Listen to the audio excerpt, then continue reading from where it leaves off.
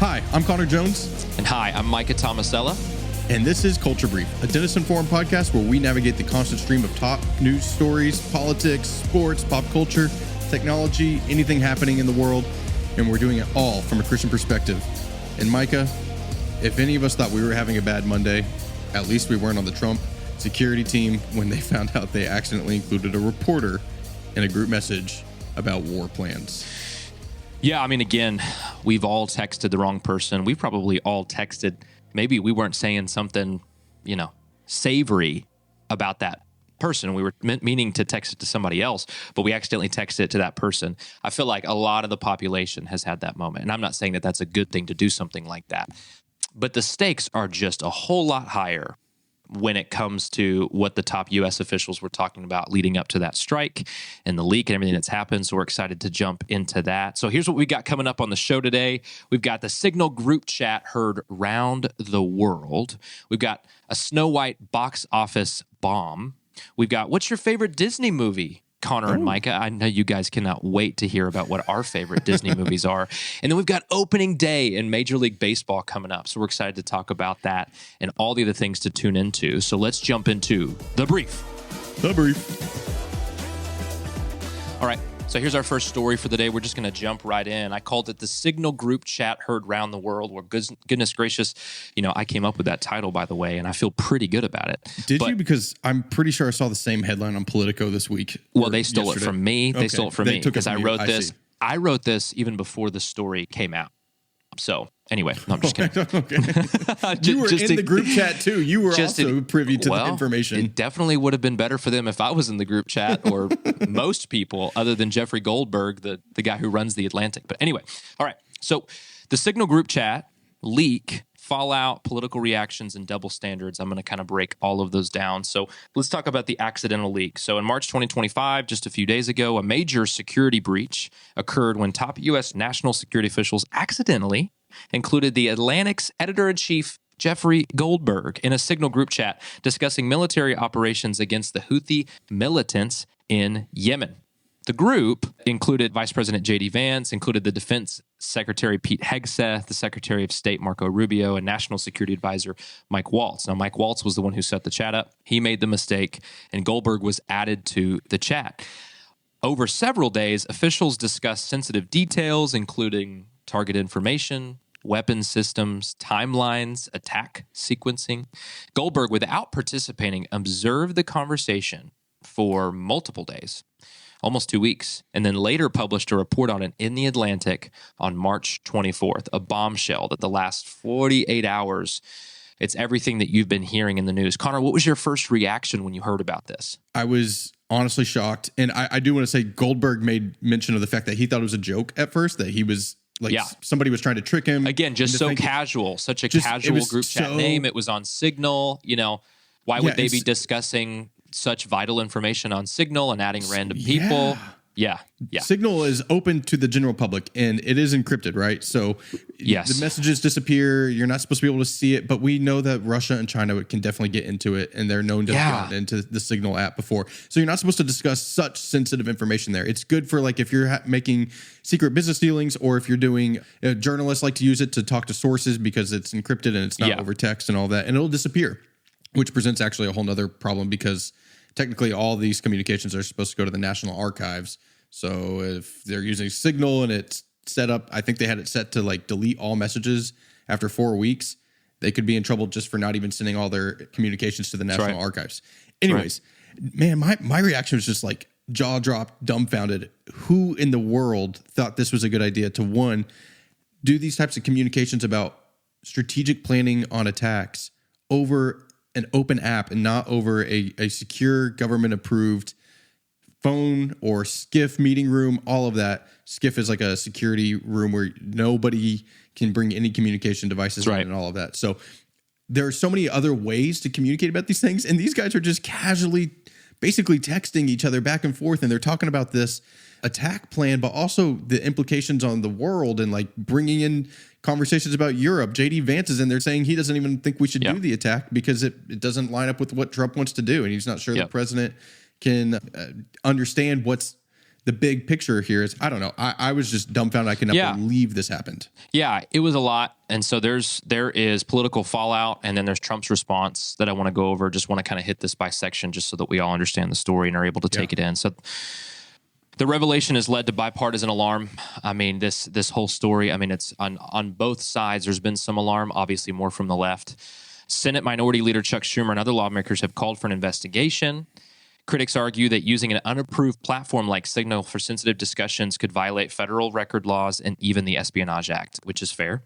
Trump, however, has downplayed the incident, calling it a minor glitch. He defended Mike Waltz, the national security advisor, stating that Waltz had learned his lesson and suggesting that no serious breach occurred. Trump's response has been seen as an attempt to minimize the controversy. Meanwhile, Defense Secretary Pete Hegseth, he's frustrated about this, right, has denied that war plans were shared. So there's a big argument between, was it more of a timeline? Was it more of information? But was this detailed war plans? I think it's probably somewhere in the middle now that we keep seeing more texts leaked and dropped. But still, it doesn't change the fact that sensitive information was being shared on a platform that's unapproved, and it's not a good idea. So here's some double standards that I want to call out. Like we say, we're going to call out both sides when it's appropriate.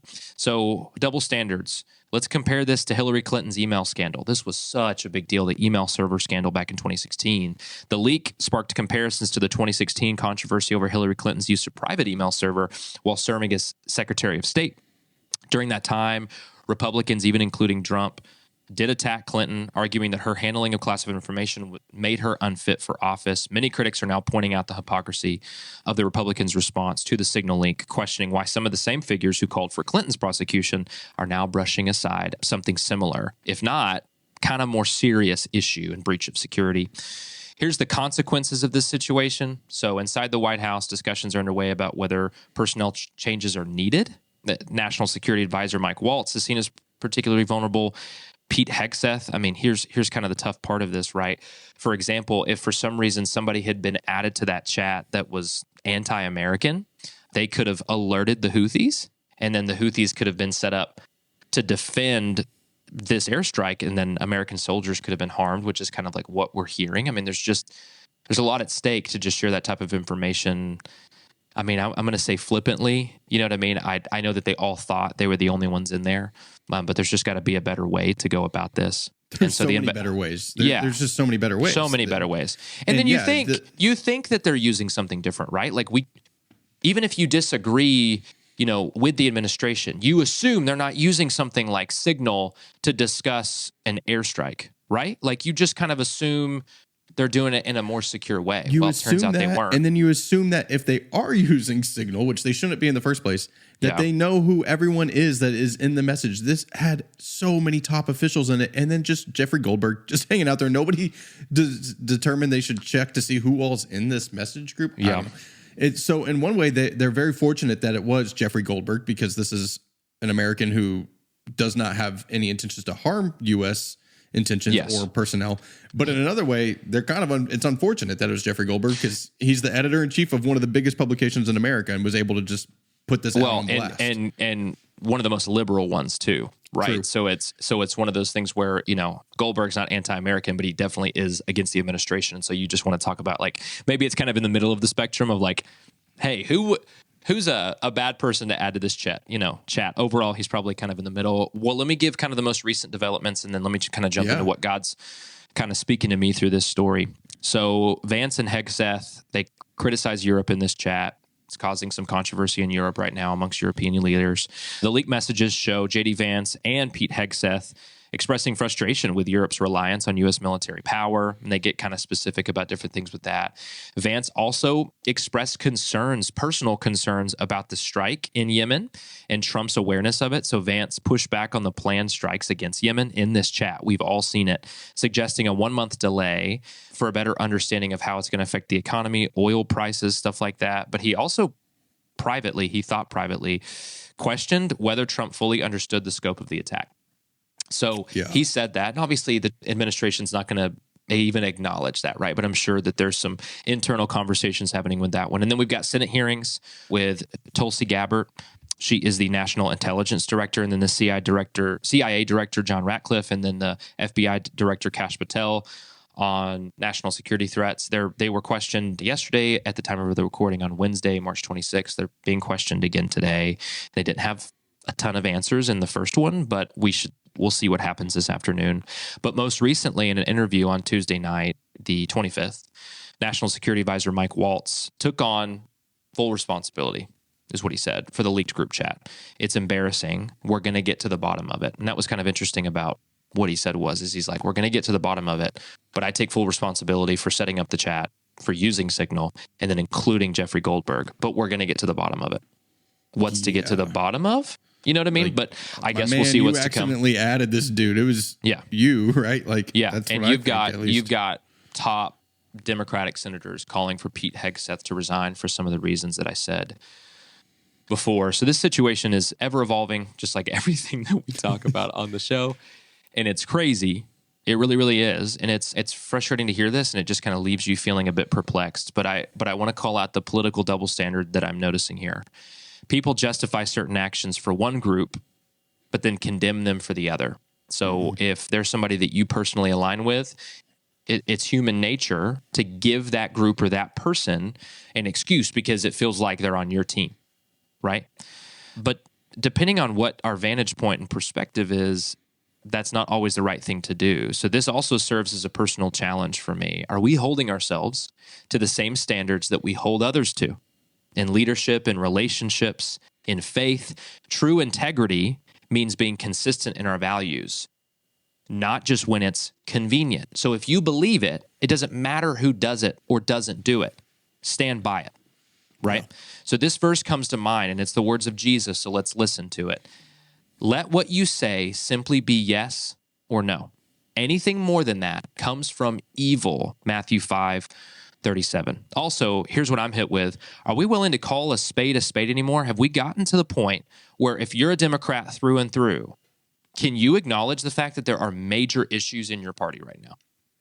If you're a Republican through and through, if you're a right-wing Republican, hardline Republican, can you acknowledge that this issue of this leaked group chat is at best gross negligence, that it's a problem, that it's an issue, that it's wrong, no matter who did it? Can you do that?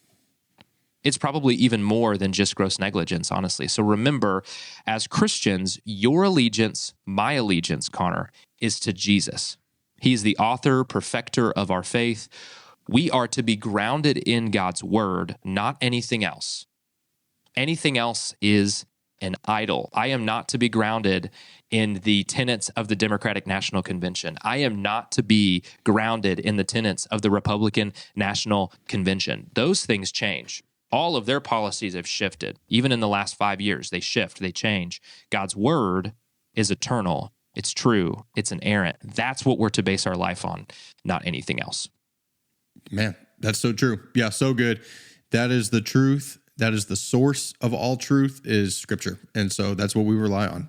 And, as a nonpartisan ministry, that's what we rely on. Like, that's right. We always turn to truth. We do not turn to, the Republican Party did this and the left-wing party did that. And all, like, it is always going to come back to, what does the Bible say about certain issues? So thank you for that, Micah. I think that's great perspective on just a very intriguing, interesting story. Yeah, and interested to see the developments that continue to come out of that. I know there's more hearings in the Senate and the House, but we'll just keep y'all updated.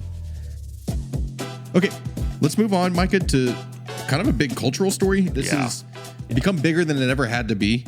Snow White, the movie, I think people cared about it, but it shouldn't have been anything that was a divisive issue. It should have just been another Disney movie that came out. Yeah. But it's pretty divisive. And the movie did technically bomb at the box office. And there's a lot of reasons for that. So let's dive in.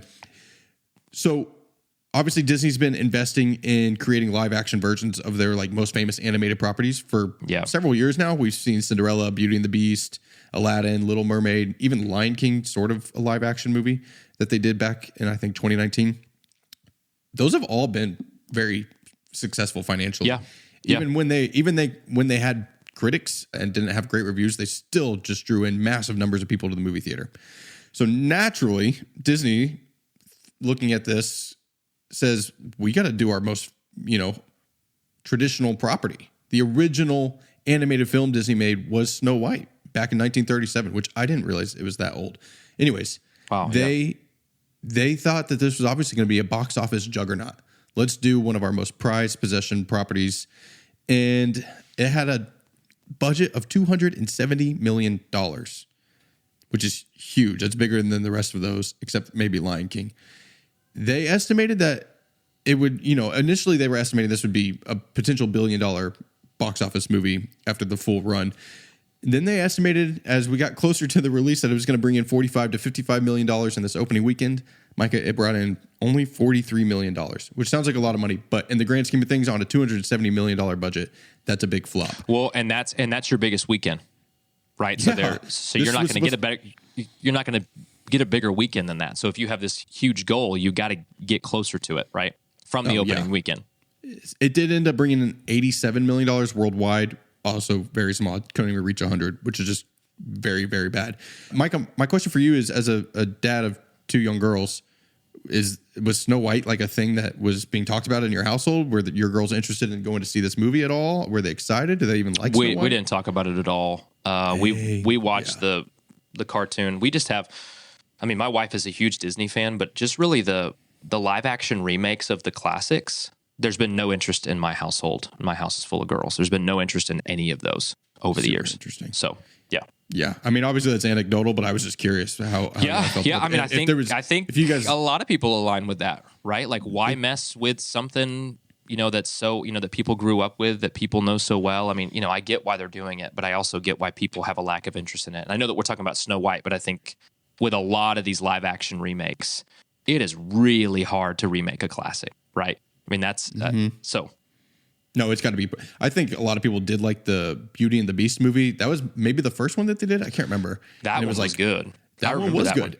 They've only gone downhill since then, I think. Mm-hmm. Anyways, so why did it do so bad? So critics have been attributing the performance to mixed reviews, audience fatigue, like you just said, with Disney's live action remakes, because they have been releasing one basically every year. And then most notably, it's probably because of the film's widely publicized and viral controversies. So what went wrong? And honestly, Micah, why does it even matter for us that, we're not on the Disney payroll? Why do we care that much? Right. I think it's because there's a lot of culture war issues here. So what are those culture war issues? It kind of started all the way back in 2022 when they casted Rachel Zegler as the main actress to play Snow White. And it sparked debate because she is Latina, and Snow White obviously is traditionally known as having skin as white as snow. So, some people called it racist that people were mad at that. Others were like, well, she's not the type of person you want to play this character that is traditionally supposed to be pale and all of that. So just depending on where you landed on that. Anyways, it automatically sparked backlash. And it emphasized emphasized the importance of representation and expressing pride and portraying a Latina princess. That just sparked debate immediately. Then the movie, which was set to release last March in 2024, has just been in delays, several delays. One, because of the writer's strike that happened in 2023. Two, because of some COVID-related things, set fire, costly reshoots, and then what is really believed to be true is just Disney recognized all the controversies that were coming down the line and just delayed it, hoping to get a PR relief rather than releasing last year when it was in the heat of so many controversies. And after Zegler was casted back in 2022, she then came out and criticized the original 1937 movie, one of the most beloved properties on Disney's IP. She said the new Snow White will focus less on Snow White's love story with a guy who literally stalks her. That was her portrayal of the 1937 film. That prompted criticism, and that the remake would be a departure. It got everybody thinking it would be totally different than the classic canon. And Zegler even said it's not really about the love story at all. It's an inner journey. She goes on to find her true self, and she meets a lot of people along the way that make the journey really incredible. So that is just not what people wanted to hear. And then one top Hollywood agent even said that this is the moment when she said that on a interview. That was the moment Disney allowed her to take control of the narrative, and Disney basically lost all control of marketing and narrative around this movie. And then even actor Peter Dinklage, who you may know from the movie Elf, or he's in the Game of Thrones show, he's in the Hobbit movies. He's probably the most famous little person on the earth, right? Yes, he is. He has dwarfism, and so he is very well known. And he spoke out criticizing the film's portrayal of the seven dwarves, the way that they were going to portray their characters, as well as the way they're using CGI, that Peter Dinklage and a bunch of other actors thought that they should use actual dwarfs to play these characters. And then the film also became just entangled in more political controversy due to the opposing views, really, of Rachel Zegler and then the other lead actress, Gal Gadot, who you may know from Wonder Woman. She plays Wonder Woman, but she is Israeli. She served in the Israeli military. And Rachel Zegler is very pro-Palestinian. And so this led to just beef between those two behind the scenes, as well as online. And last August, Zegler even posted on X to thank her supporters for the reach of the movie's trailer, which is great. But then 1 minute later, she added an afterthought in the same tweet thread and said, "And always remember, free Palestine," which that immediately went viral, went way further than she ever expected, is my guess. And That's it led just to random. That just feels random. Yeah, it was random and just unnecessary. Yeah. That led to death threats for Gal Gadot, her co-star, who is, like I said, Israeli. And Disney had to literally hire security for Gadot. And then following the 2024 election, Zegler took to Instagram to say, "May Trump supporters never know peace." So that was in recent months. She said that. And obviously Disney was not happy with that because that just alienated half of the audience in the country. I was about to say, when your main actress playing this Disney princess comes out and says such a political statement like that, Disney's not happy. Yeah. I will note that Zegler, she is very talented. She's got an exceptional singing voice, and that not all the reviews for this movie are terrible, but they are pretty mixed. I don't think it was anything that was going to be greatly reviewed, even aside from controversies. And honestly, Micah, young children who are going to see this movie will have no idea about any of these things happening online and in the culture at large with this film. Yeah. It's going to be more so parents making their decisions on if they want to take their kids to see it.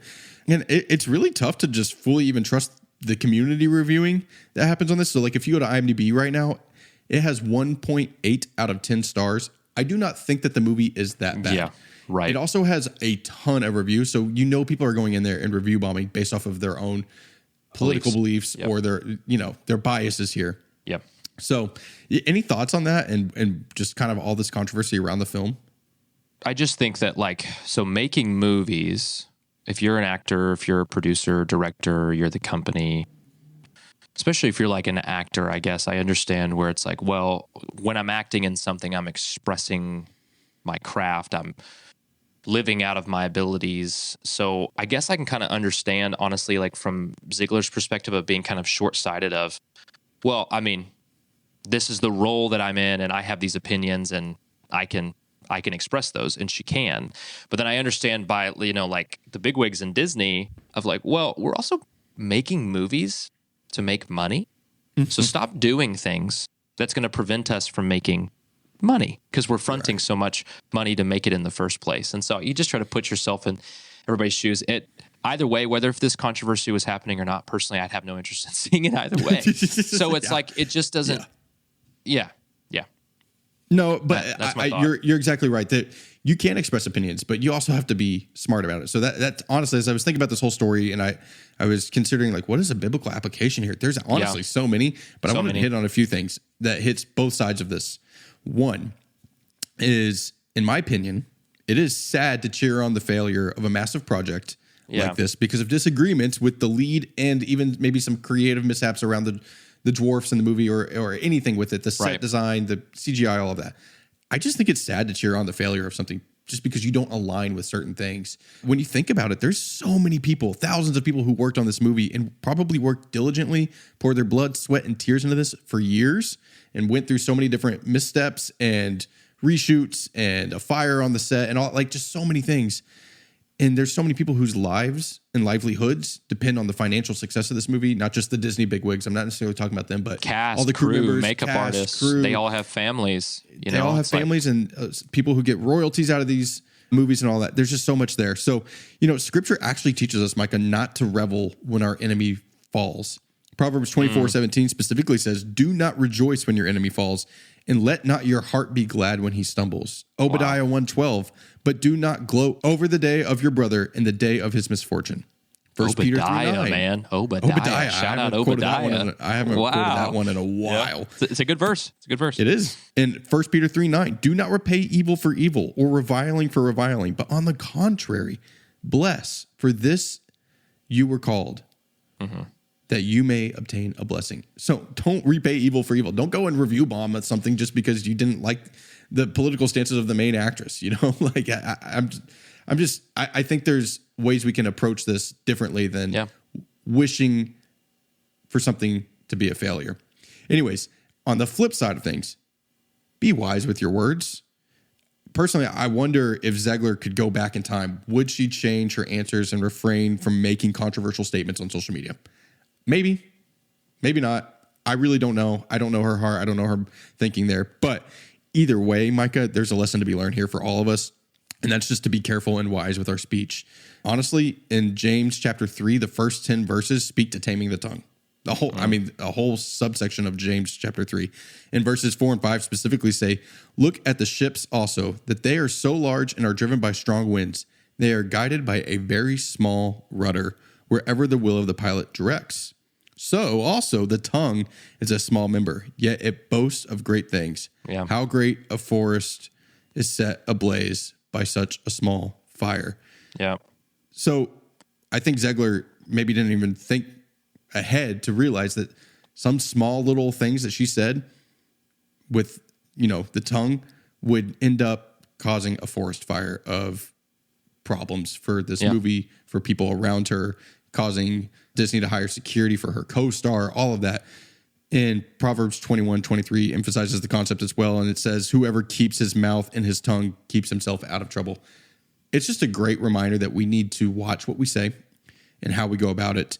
So this week, as you consider how you may respond with your words to any situation, negative situations, people in your life, or even speaking into cultural hot topics, just think before you speak. Pray before you speak. And make sure the words you say are of the right mind, heart, and soul, and that they will glorify God. Because anything else only serves to cause a forest fire of damage, Micah. Preach, brother. Yeah, that's good. Yes, thank you for taking that and giving us a good spiritual and personal application to this. We talk about this every week, but there's all of these news stories on the surface. You think that has nothing to do with me, but I do believe God uses current events of the day, and God is using the fact that we're more connected than we've ever been before because we can learn lessons, good and bad, from others who make mistakes or do awesome things that maybe in the past we wouldn't even known about, or it wouldn't have been a controversy in the past, but we're experiencing it today. So God has something for us from the news and from the current events of the day. So Connor, thanks for pointing that out to us. All right, well, let's jump into just a small version of Hot Seat, really just a couple of questions. So it got us thinking, it got me thinking as we're talking about this Disney movie, Connor. What is your favorite Disney movie of all time? Oh, I do love the movie Lion King, the original 90s animation. Circle of Life. Little Circle of Life, little Hakuna Matata. Do you want to sing any of those? You don't want me to sing any of those. Trust me, for our listeners, they don't need that. One day I'm going to get him to sing, y'all. And the other one that has actually been stuck in my head since I knew we were going to be talking about Snow White, I don't know why, but the music from Hercules is really good. Anything Alan Menken puts together musically is just great. Obviously, Elton John and Hans Zimmer did Lion King, but Alan Menken did like Aladdin and Little Mermaid, and all the music and all those movies. He's just a genius himself. So those are great. Yeah. What about you? I mean, what do you think? I think I'm thinking either Tarzan or Lion King, just like growing up, maybe, kind of what I was watching. But then you look back on like Tarzan, Phil Collins is just ripping it up, man. I mean, the soundtrack on Tarzan is amazing. You'll Be in My Heart. Yeah. And Phil Collins wrote and produced a lot of the music for that movie. So, I mean, we've gotten some great music out of Disney movies, right? So, I mean, I'm going to say Tarzan since you said Lion King. Okay. Yeah. Honestly, I don't blame you at all. It's a really good one too. Yeah. And also, I'm just going to say this, and maybe somebody listening can connect the dots here for me. There's a Phil Wickham worship song that sounds like a Tarzan song, and I can't think of either of the songs' names right now. So if you're out there and you know what I'm talking about, like the notes are the same, the melody's almost the same, let us know. Maybe I'll try to find it and come back next week with that. culturebrief at denisonforum.org. Email us there, or you can DM us on Instagram after you follow us on Instagram at culturebrief podcast. Okay, Connor, what about this? Are there any remakes that you like better than the original, since we're talking about this Snow White remake? No. I'm just going to be straight up honest. It seems like the originals have all been better. I do not. So I'll jump in and answer. I think this one's close. Top Gun Maverick is close. It's not as good as the original, but the technology. Well, that's just a sequel. Okay, well, whatever. Sequels, whatever. I just love Top Gun. Like a live action remake means it was like an animated film. Then no. Sorry, I didn't mean to bust your burble there. No. You're right. Thanks for saying it. If the question was different, and it was, what's the best sequel? Top Gun Maverick. I love both of those movies, and so I was just trying to jump in and say that. Yeah. I will say I'm interested to see how. Have you seen that they're doing a live action remake of How to Train Your Dragon? It's coming out like this summer, I think. I'm not saying it's gonna be good. I'm not even saying I'm going to the movie theater to see it. But I'm just interested to see how it does. What if it's amazing? But I think it's literally just the same movie, which didn't even come out that long ago. It's not like we're remaking a 90s or 80s movie. We're remaking a movie that came out like a decade ago, and it's going to be basically the same thing, just with real people and a CGI dragon. So also, when you have to understand the stage of life that Connor and I are in. We both have young children, so going to the movies is just, you really have to plan for it. You know what I mean? So it's got to be something you really want to see. I mean, before kids, I think for the last several years, Connor went to like a movie a week or something. Basically, right? Yeah, but he loves his kid, so he doesn't go to very many movies anymore. There is definitely, that is true, but also I feel like the movies just haven't been as great. And that is true. I love my kid. Theater, so it's I'm a great time sacrifice for my to kid. Not have to go to the movie theater. But yeah, anyways, Micah, let's talk about a few things to just watch out for this week. Yep. Obviously, we already talked about the Signal chat and everything that we know so far up to this morning when more texts were released. But I think we'll just continue to see more fallout from that. We'll see if that either kind of goes away. I do know that the Democrat Party, who has just been looking for anything to lean into and message on, is hoping rally it around. sticks. They're trying to rally around this. They finally have something they can cling to. Anyways, beyond that, we've got the White House came out and said that Russia and Ukraine did make another step forward towards a ceasefire, and they agreed to stop fighting in the Black Sea, along with not attacking one another's energy infrastructure. So we kind of had the first pieces of that coming together last week. Now it's official. They're going to kind of stop in the Black Sea area and the port area and energy infrastructure, not attacking that anymore. And this does maybe seem like the first legitimate step toward a de-escalation since the start of the war. Right. I mean, and that story, I mean, you and I were talking about, just ourselves, because we are friends outside of this. We were talking about how with this story, this Signal group chat leak has dominated everything. That this is actually really big news. Yep. Ukraine and Russia agreeing to this type of ceasefire, and both agreeing to it, and both submitting to kind of like if you step out of this is what's going to happen. Now we'll see, especially if Russia is going to actually stay in this thing and do that, right? Ukraine kind of needs this to work, right? So we'll see how that turns out. But, that's actually a good thing that the White House is a part of, that just gets completely swept under the rug because of this boneheaded mistake. Okay, so Major League Baseball opening day. Well, on the day of recording, there's some games today and tomorrow, but there's 28 teams playing on opening day. So, Connor, how you feeling about the Rangers season, man? Well, I'm sitting here, I'm looking at us. I realize we both showed up in some Rangers gear. You've got your Rangers polo on. I've got my 2023 World Series hat that I got at the game. Never forget. Went to game 1 of the World Series. Mm-hmm. Man, it's here's the thing. I'm not the world's biggest baseball fan. I think it is an American pastime. I think it's a great sport. I think they've made great improvements. And I think the Rangers, obviously they had their struggles last year coming off the World Series win. They had some injuries, but I think that they're going to be in good shape. Their offensive plan should be good.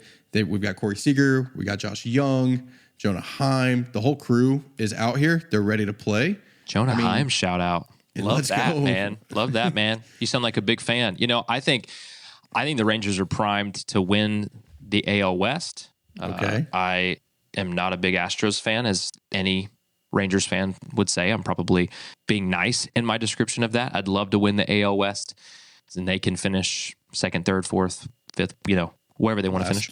Let's hope they finish last. Yeah, but I feel really good about this team. If the pitching staff, starting pitching and the bullpen stay healthy, and then the offense smashes the way that I think that they're going to with all of the additions, we have top to bottom a top 3 lineup in the major league. So the strong suit of this team this year is going to be the offense.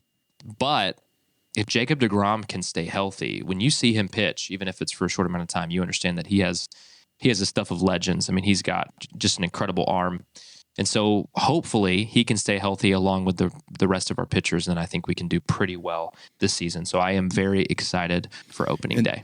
And then, just for the rest of the league, I mean, obviously we're Rangers fans, but we got a lot of listeners throughout the country. So hopefully y'all's teams Good do luck great to your too, team as well, I guess. Unless you're in Houston, we hope that the Astros just are not good. But I'm excited to watch. I'm excited to watch the Dodgers just continue to do their thing where they spend like $1 billion on a payroll, and they're really good. And the Dodgers, just to clarify, played last week in Japan. So technically the season already started. This is not the first regular season game. But this is the real true opening day. And I love opening day, even if I'm not going to sit and watch all the games. It just feels like it's the beginning of spring. It's like saying we're entering this phase of the American dream season of spring into summer, and then baseball wrapping up in the beautiful crisp weather days of fall. It's always an exciting day. It's exciting, man. Yep. And then Micah, obviously we've got the next phase of the March Madness tournament. So last week we had the round of 64 and 32, and our brackets. Honestly, my brackets are just completely tattered. I'm in either last place or second to last place in the 3 different bracket leagues I'm in. So that's really unfortunate. I mean, how are you doing? Well, I've got 3 brackets. 2 of them I'm kind of in the middle of the pack, and then I'm in one that has like 300 people that are a part of it that I've been doing since high school. 300 people? Yeah, it's crazy. It's crazy. And there's prizes and everything. It's from a church thing from my youth group. I mean, anybody can join in, but the pastor of the church, you submit this physical copy of your bracket, and then he tallies everybody's score and then sends out texts and updates. So I am second right now of like 300 people. So that's actually really impressive. But I picked on this bracket specifically, I just picked almost all upsets. And I actually picked Michigan to win it all. I picked Maryland to win the game that they won. Like I just picked a lot, I picked McNeese, so it's like there were just a lot of games that I just chose the underdog, and it's just working out for me. Very interesting. I feel like there actually hasn't really been a Cinderella story this year, which is because there were upsets, but nobody was able to sustain it all the way through. Everybody that's in the Sweet 16, there's no gigantic surprise in the Sweet 16 right now. All Power 5 schools from the big conferences. So I don't know. It'll be fun to watch because it's all Power 5 schools. So that means we got some really big matchups. I'm excited to watch Duke play Arizona. I think that's going to be a good one. Thursday night. So we'll be watching that and keep up with that. And so by Sunday afternoon, we'll have the Final Four set and ready to roll. So it's exciting, man. It's an exciting time for sports. You've got the PGA Tour happening every weekend now. You got Major League Baseball, their season's opening up, right? You got March Madness. I mean, it's just an exciting time. All right, so guys, thanks so much for joining us for this week's episode of Culture Brief, a Denison Forum podcast. All articles and videos mentioned will be linked in the show notes. If you enjoyed today's episode, please please subscribe, please rate and review the show, and share it with a friend. And don't forget to email us at culturebrief@denisonforum.org and follow us at Culture Brief Podcast on Instagram. Have a great week, y'all.